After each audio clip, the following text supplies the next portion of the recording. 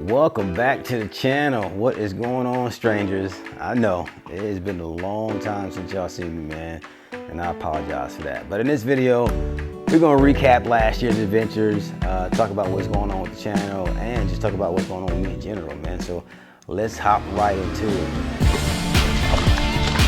Come on, Nick.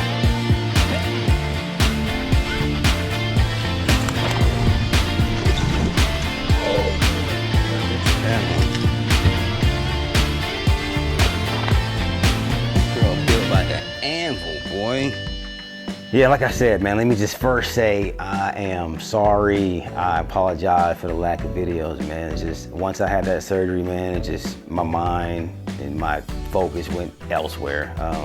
Obviously I couldn't fish, but you know, life happens, man. So things are going on in my life, right? I'm at a point right now where I'm getting ready to cross over from the military into the civilian life, and it's a lot that goes along with that. So I'm just prepping myself, getting ready for that transition. So that's where a lot of my time's been going. And also, since my surgery, man, I couldn't really fish, right? So I started getting back into my music. So a lot of my time has been doing, you know, music related stuff. So that's where I'm at right now. But we are getting closer to my self-imposed deadline to get underwater. I said I wanted to be able to fish by March. I might be able to do that. Tournament is upcoming and on the Delta with ABA, so I want to make it out for that.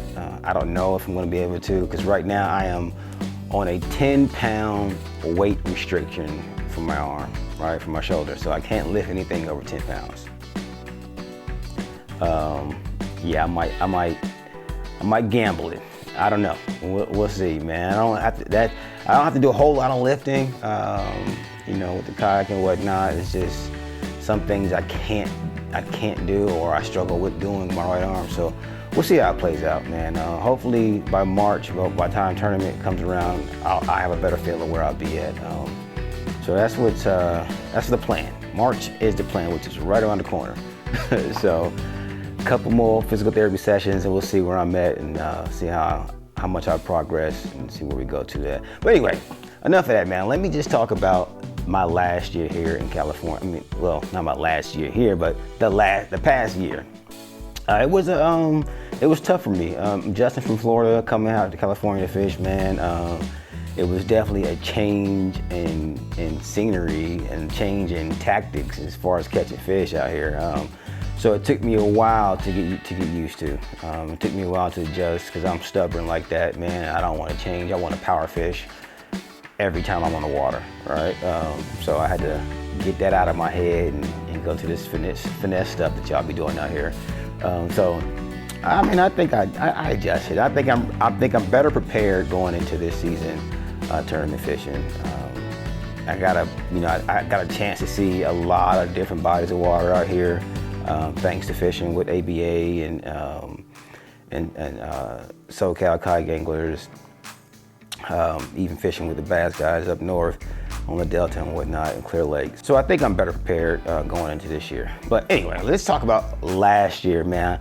I'm going to turn around, roll into this footage behind me, and just talk through it. I'm just going to narrate through it, what my experiences were, and what lakes I liked, and you know, what lakes I absolutely hated, but we'll get to that, right? Let's go. So my very first trip, man, in Cali was down at Pudding Stone. My first fish in Cali came on Pudding Stone on ChatterBait, man. I thought I was gonna be able to get down with ChatterBait, but that turned out to not be the thing. That was the only fish I ever caught on ChatterBait at Pudding Stone, man. And I had to try to adjust, man. So then I ended up going to an underspin out there, and I caught a few fish on underspin, but overall, I don't like Pudding Stone. I haven't been back in a long time, man. This is my first tournament with, I believe I was with SoCal Kayak Anglers at this time. First tournament on El Cap.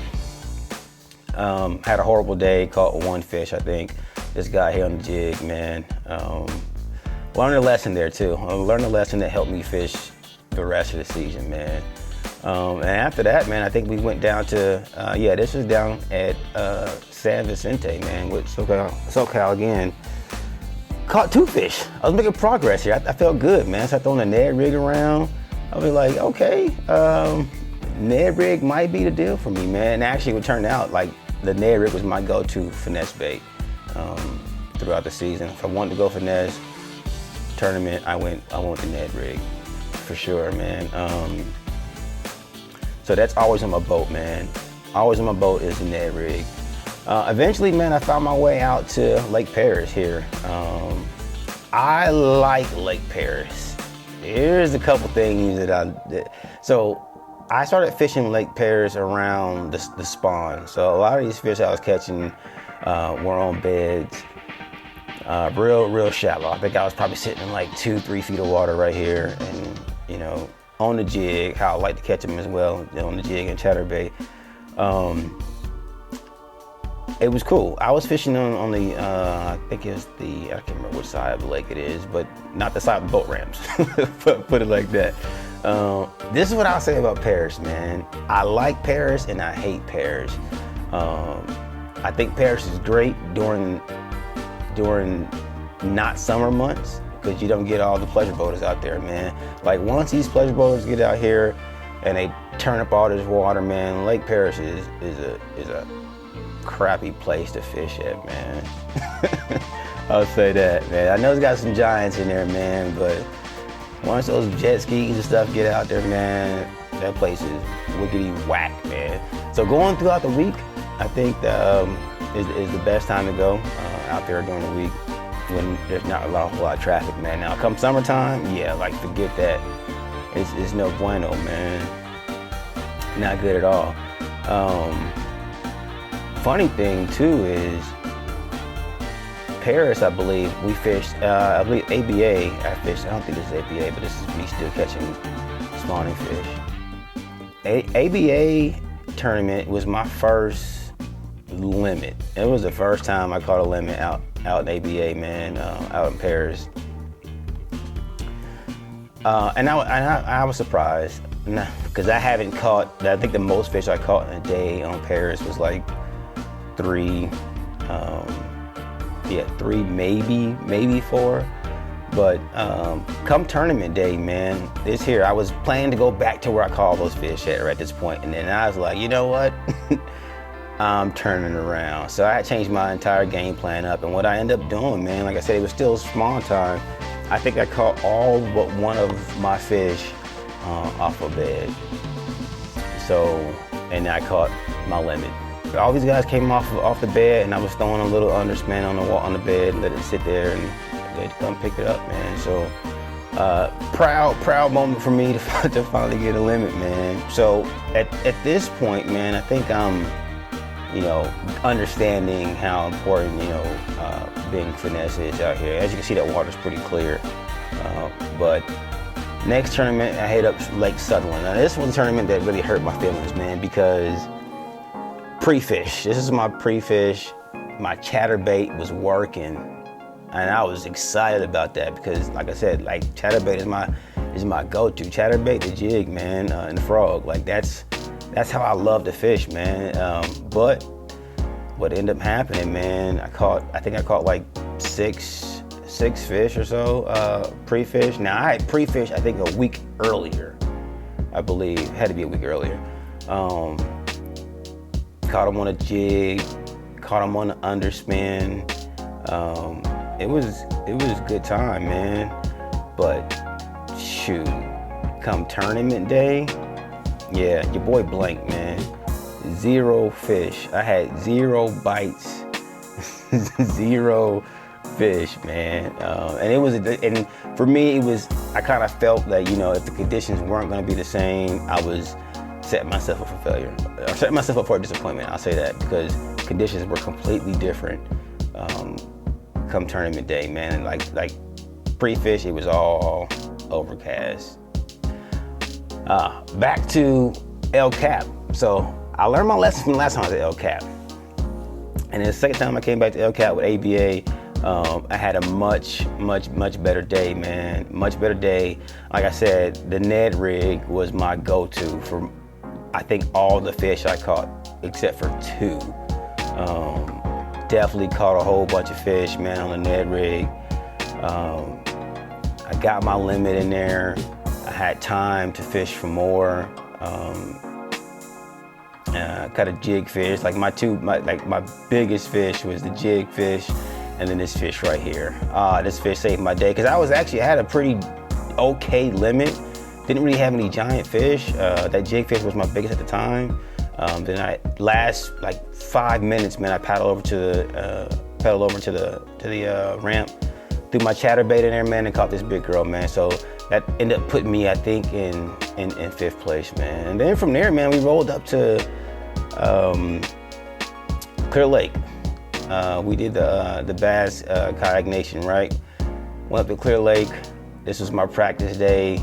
Again, my chatterbait was working. You know, I thought I'd have a solid day, man. And then tournament day here, got a frog fish in the boat, man, which was my first frog fish in California, man. I was excited about that. Caught a nice giant cat. That thing's a slimy, man. But yeah, it was a good tournament, man. I didn't kill him out there, but it was a good time. It was my first time up on Clear Lake, man. Then midsummer, man. So most of you guys know I'm in the military, man, and I'm stationed out here at Edwards Air Force Base, and so I knew there was a pond on base, but didn't really pay it no mind. I was like, yeah, whatever. And then I finally decided to go check it out. And my first trip out there, I didn't catch anything. And then my second trip, I caught some little fish, man.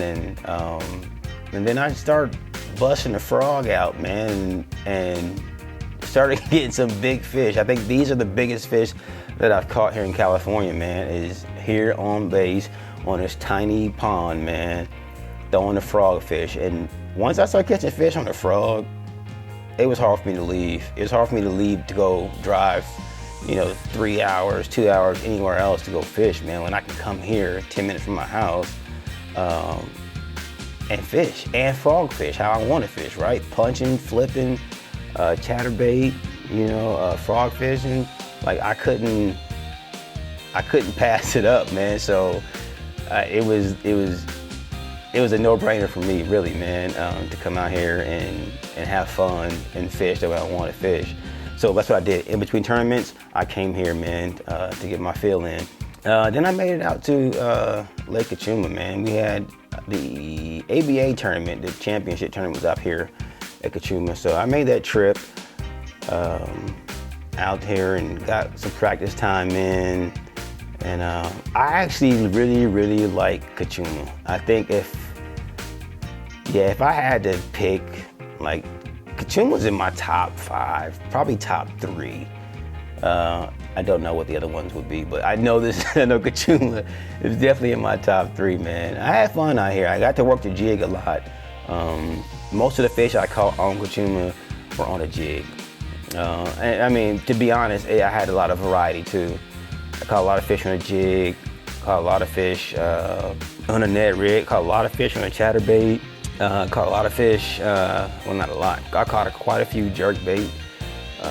And that was actually the first time I ever caught any fish on the jerkbait, man. And I did make a trip out to Lake Barrett. Lake Barrett, I think, is probably a very, I don't know how to put it.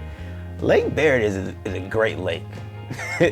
It's a great lake. It's probably, I think, one of the best lakes in SoCal. One of the best reservoir fisheries in SoCal.